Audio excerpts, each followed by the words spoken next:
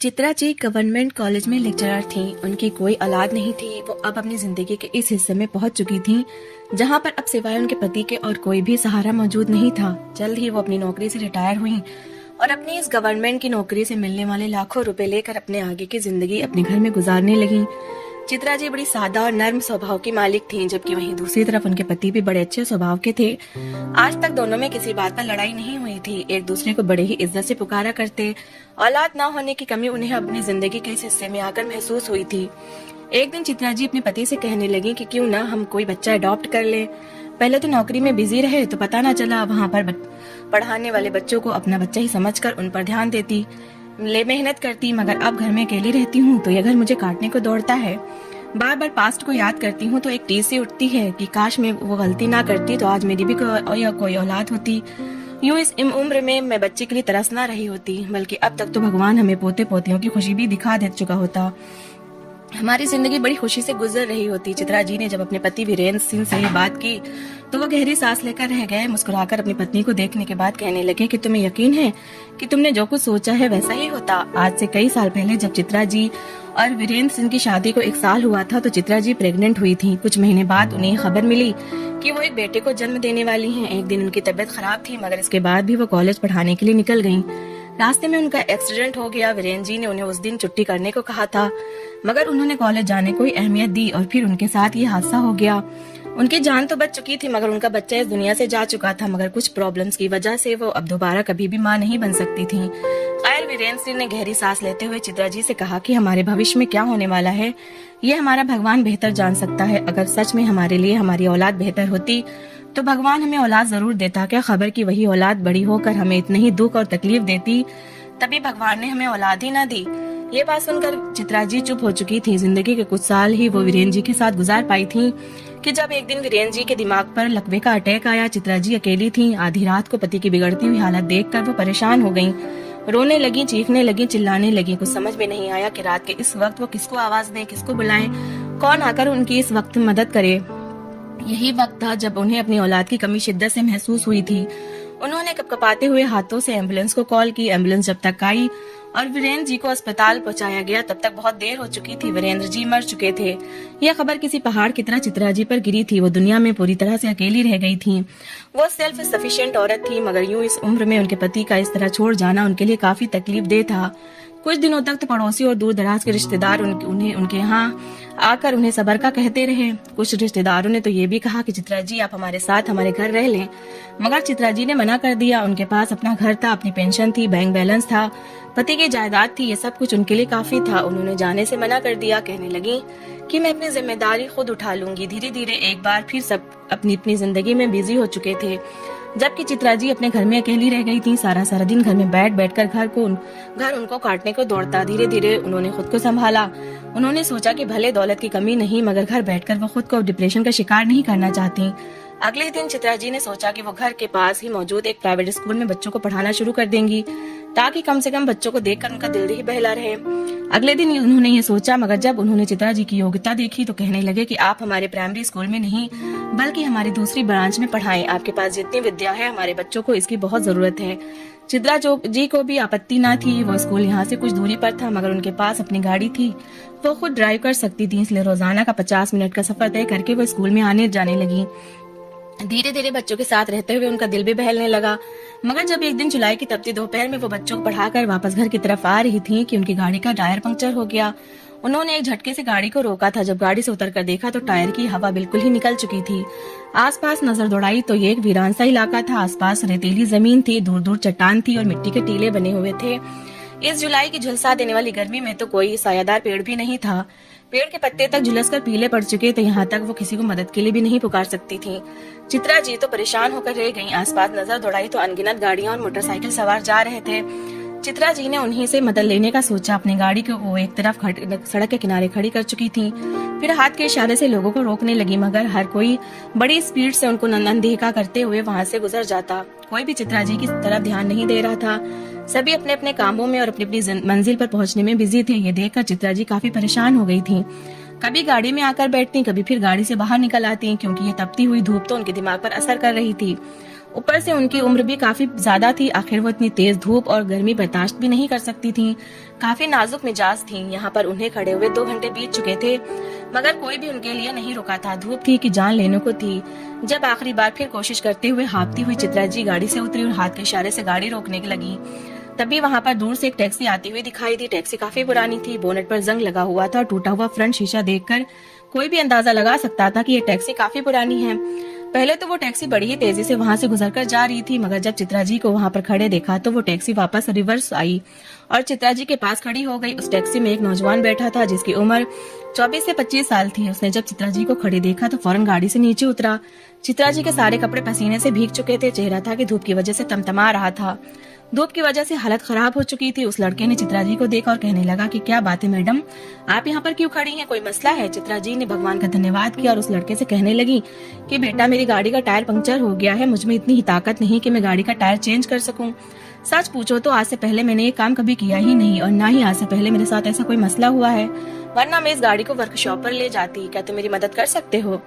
ये सुनकर वो लड़का मुस्कुराया और कहने लगा कि आप चिंता मत करें मैडम, मेरी गाड़ी में बैठ जाएं। पानी भी वहाँ पर पड़ा है, चिंता मत कीजिएगा, वो झूठा नहीं है। आप पानी पिए, साय में बैठे, मैं तब तक आपकी गाड़ी का टायर चेंज कर देता हूँ। चित्रा जी ने उस लड़के की बात सुनी तो उसकी गाड़ी में बैठ गई। गाड़ी में ठंडे पानी की बोतल मौजूद थी। जरूर ये लड़का अपने घर से ही लाया था। ठंडा पानी पीकर तो जैसे एक पल को चित्रा जी को सुकून सा मिला था। पानी पीकर जिस्म में जैसे जान सी आ चुकी थी। उन्होंने एक नजर सामने लड़के पर डाली जो इतनी तेज धूप में सड़क के किनारे उनकी गाड़ी का टायर लगा रहा था। वहाँ पर और भी तो लोग थे, मगर सिर्फ यही था जो उनके लिए रुका था और उनकी मुसीबत को समझ पाया था। कुछ सोचते हुए चित्रा जी ने अपने पर्स में देखा तो उस वक्त उनके पास 20,000 मौजूद थे। चित्रा जी ने कुछ सोचा और फिर कहने लगी, क्यों ना इनमें से मैं 10,000 बतौर इनाम इस लड़के को दे दूं। देखने में तो वो काफी गरीब मालूम होता है। उसके कपड़े और हुलिये से साफ दिखाई दे रहा था कि वो एक गरीब घराने से संबंध रखता है। क्यों ना ये मदद कर दी जाए और इनाम के तौर पर उसे दे दिया जाए। चित्रा जी सोचने लगी। उन्होंने 10,000 अलग करके रख दिए और फिर जैसे वो लड़का गाड़ी का टायर चेंज करके आया तो चित्रा जी उसकी गाड़ी से उतरी। लड़का कहने लगा कि मैडम, आपकी गाड़ी का टायर चेंज हो गया है, आप बेफिक्र होकर अपनी मंजिल पर जाएं। सुनकर चित्रा जी ने उसका धन्यवाद किया और फिर अपने पास मौजूद 10,000 रुपए उसकी तरफ बढ़ाए। वो पैसे देखकर एक पल को एक लड़का हैरान हुआ था। कहने लगा कि ये पैसे किस लिए? चित्रा जी कहने लगी, यहाँ पर इतने लोग गुजरे मगर एक तुम थे जिसने मेरी इतनी मदद की, इसलिए ये मेरी तरफ से तुम्हारे लिए छोटा सा इनाम है। वो लड़का मुस्कुराया और कहने लगा कि नहीं, आपने मेरे बारे में इतना सोचा वही काफी है। मैं आपसे पैसे नहीं ले सकता। दरअसल मेरी जिंदगी का एक मकसद है, मैं बस लोगों की मदद करना चाहता हूँ, वो भी बगैर किसी लालच और मकसद के। और आप वो पहली नहीं है जिसकी मैंने यूँ मदद की है। यकीन मानिए, उन्होंने भी ऐसे ही मेरी तरफ पैसे बढ़ाए थे, मगर मैं किसी से भी अपने इस पुण्य का बदला नहीं लेता, बल्कि मैं इसका बदला अपने भगवान से चाहता हूँ। इतना कहकर वो लड़का वहाँ से चला गया। चित्रा जी तो प्रभावित हुए बगैर न रह सकी। इतने अच्छे आचरण वाला इंसान उन्होंने अपनी जिंदगी में आज से पहले नहीं देखा था। वो गहरी सांस लेकर रह गईं कि जरूर इस लड़के की परवरिश करने वाली माँ बड़ी ही नेक और बड़े दिल वाली होगी। चित्रा जी दिल ही दिल में उसे दुआएं देने लगी और फिर अपनी गाड़ी में बैठकर अपने घर चली आई। वो घर में आकर आराम करने के लिए कमरे में लेट चुकी थी, मगर बार बार उस लड़के के ही शब्द उनके दिमाग में गूंज रहे थे, जो उनसे कह रहा था कि मैं बगैर लालच के लोगों की मदद करता हूँ और इसका बदला अपने भगवान से चाहता हूँ। ये सुनकर चित्रा जी के चेहरे पर मुस्कुराहट छाई थी। उनका दिल भी चाहा कि वो भी ऐसे ही पुण्य करे। अरे इस लड़के ने तो उनसे वो पैसे भी नहीं लिए, यहाँ तक कि चित्रा जी उसे जबरदस्ती देना चाहती थी, मगर उसने लेने से ही मना कर दिया और वहाँ से चला गया। ये सोचकर चित्रा जी मुस्कुराई थी। अगले दिन जब वो स्कूल में पढ़ा रही थी तो बच्चों को पढ़ाते हुए अचानक स्टाफ रूम से शोर की आवाज आने लगी। स्कूल के वाइस प्रिंसिपल किसी बात पर झगड़ रही थी। चित्रा जी की पढ़ाने में डिस्टर्ब हुआ तो वो कुछ सोचते हुए क्लासरूम से बाहर निकली। जब उन्होंने स्टाफ रूम की तरफ देखा तो वाइस प्रिंसिपल गुस्से से अपने सामने खड़ी लड़की को डांट रही थी। कुछ सोचते हुए चित्रा जी चलते चलते उनके पास आ गई और कहने लगी, मैडम क्या बात है, क्या हो रहा है? स्कूल की वाइस प्रिंसिपल बहुत गुस्से से कहने लगी कि देखिए ना मिस चित्रा, ये लड़की पिछले 3-4 दिनों से लगातार यहाँ पर मेरा दिमाग खराब करने के लिए आ रही है और इतने अच्छे तरीके से मैं इसको समझा चुकी हूँ कि हमें किसी भी तरह के वर्कर की जरूरत नहीं है। हमारे स्कूल में पहले ही वर्कर्स बहुत मौजूद हैं, मगर ये बार बार जिद कर रही है कि मुझे जरूरत है काम की, मुझे काम चाहिए। अब भला इसको मैं किस जबान में समझाऊं कि हमें और वर्कर्स की जरूरत नहीं है। हाँ, अगर फ्री में काम करना चाहती है तो करती रहे, मगर हमसे कोई उम्मीद मत रखे। वाइस प्रिंसिपल की ये बात सुनकर चित्रा जी ने जब सामने खड़ी लड़की को देखा तो उसके चेहरे पर तो जैसे शर्मिंदगी और आंसू साफ देखकर चित्रा जी का दिल पसीज गया था। उस लड़की की उम्र 19 से 21 साल के बीच होगी। सांवले से रंग की लड़की थी, मगर नए नक्श तो बहुत ही सुंदर थे। बड़े से दुपट्टे से उसने खुद को ढाप रखा था, कपड़े भी ठीक ही पहन रखे थे। तभी चित्रा जी की नजर उसके पेट की तरफ गई, जो जरा बढ़ा हुआ था। दुपट्टा आगे की तरफ बावजूद महसूस हो रहा था कि जैसे वो 6-7 महीने की प्रेग्नेंट तो जरूर है।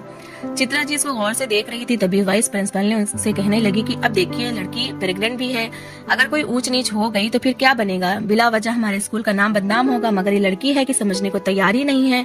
और वाइस प्रिंसिपल उसकी बेइज्जती करती से पहले कि उस लड़की ने हाथ जोड़ दिए, माफी मांगती हुई बोली कि माफ कर दीजिएगा, बहुत बहुत धन्यवाद आपका, मैं कहीं और नौकरी ढूंढ लेती हूँ। वो लड़की अपनी आंखों में आए आंसू पोंछती हुई वहां से जाने लगी। मगर चित्रा जी के दिल में कुछ हुआ था। उन्हें एकदम ही वो लड़का याद आने लगा जो बगैर किसी मतलब के उनकी मदद करने के लिए रुका था। उसने उनके साथ भलाई की थी, इसलिए चित्रा जी ने सोचा कि वो भी इस लड़की को ऐसे ही नहीं जाने देंगी, बल्कि उसकी मदद करेंगी। वह स्कूल से बाहर निकल गई थी। चित्रा जी फौरन उसके पीछे गई और उसे रुका। वो लड़की उनके पुकारने पर फौरन रुकी थी। आंखों से लगातार आंसू बह रहे थे। कहने लगी कि जी मिस जी, क्या बात है? चित्रा जी ने उसी पल अपने बैग से एक कार्ड निकालकर उसे दिया और कहने लगी कि इसमें मेरे घर का एड्रेस है। फिलहाल तो मैं यहाँ पर पढ़ा रही हूँ, मगर तुम आज शाम मुझे मेरे घर पर मिलना। वो लड़की चित्रा जी का धन्यवाद करते हुए वहाँ से चली गई। चित्रा जी भी अंदर ही अंदर इत्मीनान में आ गई थी। उन्होंने बच्चों को पढ़ाया और पढ़ाने के बाद जब अपने घर पहुंची तो बहुत थकी हुई थी। फ्रेश होने के बाद अपने कमरे में सोने के लिए लेट गईं। 5 तो कब के बज चुके थे। अब तो 6 बजे का वक्त था जब उनके दरवाजे पर दस्तक हुई। नौकरानी दरवाजा खटखटा रही थी। चित्रा जी से कहने लगी कि कोई लड़की आई है आपसे मिलने के लिए। चित्रा जी पहले तो सोच में पड़ गई, मगर फिर जब उन्हें याद आया तो फौरन उन्होंने उस लड़की को लाउंज में लाने को कहा। वो लड़की लाउंज में आकर बैठ चुकी थी। अभी भी उसने दुपट्टा अपने ऊपर लपेट रखा था। चित्रा जी उसके सामने जाकर बैठी तो उसकी हालत देखकर उन्हें उस पर तरस आने लगा। उसके लिए फलों का जूस मंगवाया, जिसे पीकर उस लड़की को कुछ ताकत मिली। उसका चेहरा खिल उठा था। फिर चित्रा जी ने उससे कहने लगी, कितने महीने की प्रेग्नेंट हो और तुम्हारा पति क्या करता है जो इस हालत में तुम्हें धक्के खाने के लिए छोड़ा हुआ है? ये सुनकर वो लड़की फौरन तड़प उठी थी।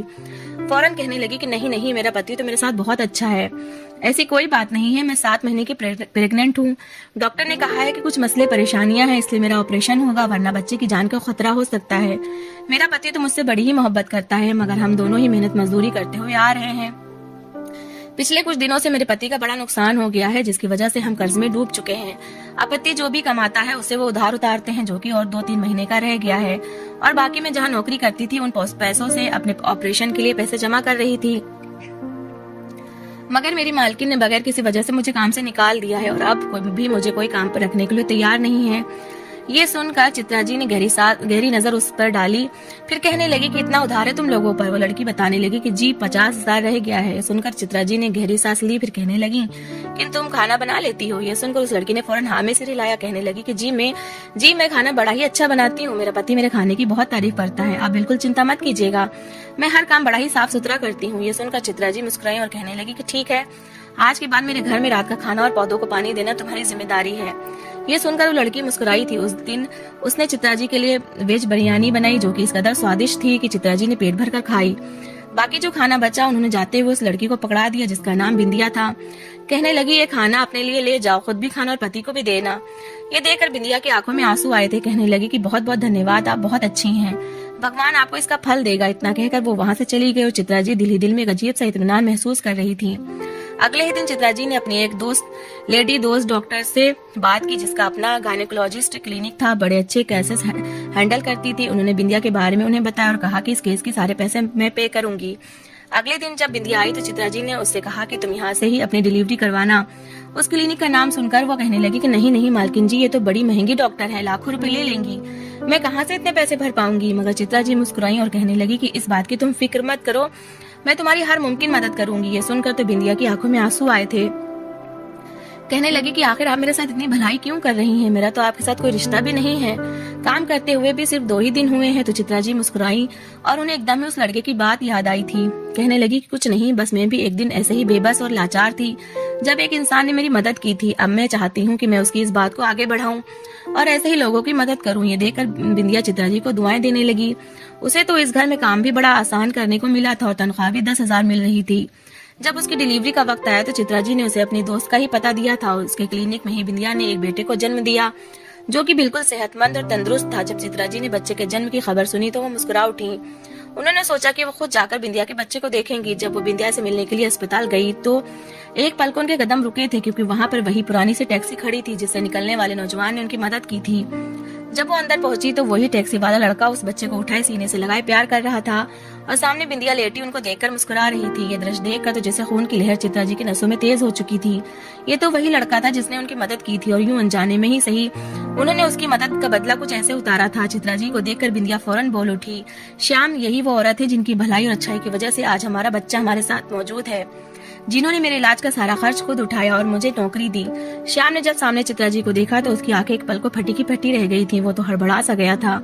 उसकी भलाई का बदला उसे यूं मिलेगा उसने तो कभी सपने में भी नहीं सोचा था। वो उस चित्रा जी का धन्यवाद करने लगा। इसके बाद तो जैसे चित्रा जी का यही काम सा बन गया। वो अपने पास आए हर मजबूर और बेबस इंसान की मदद करने लगी और अपने आगे की जिंदगी ऐसे ही लोगों की भलाई करते हुए गुजारने लगी। अंत में मैं बस यही कहना आप लोगों से कहना चाहूंगी कि अपने आसपास लोगों को देखें कि कहीं उन्हें आपकी मदद की जरूरत तो नहीं। अगर ऊपर वाले ने आपको इतना दे रखा है तो लोगों की मदद जरूर करिए। भले पैसों से नहीं, हाथ पैर से भी मदद कर सकते हैं। तो दोस्तों, इस कहानी को लेकर आपकी क्या राय है कमेंट बॉक्स में जरूर बताएं और अगर कहानी अच्छी लगी हो तो प्लीज लाइक करें। अगर आपने हमारे चैनल को अभी तक सब्सक्राइब नहीं किया तो जरूर कर लीजिए। तो मिलते हैं ऐसी एक मोटिवेशनल कहानी के साथ। Thanks for watching.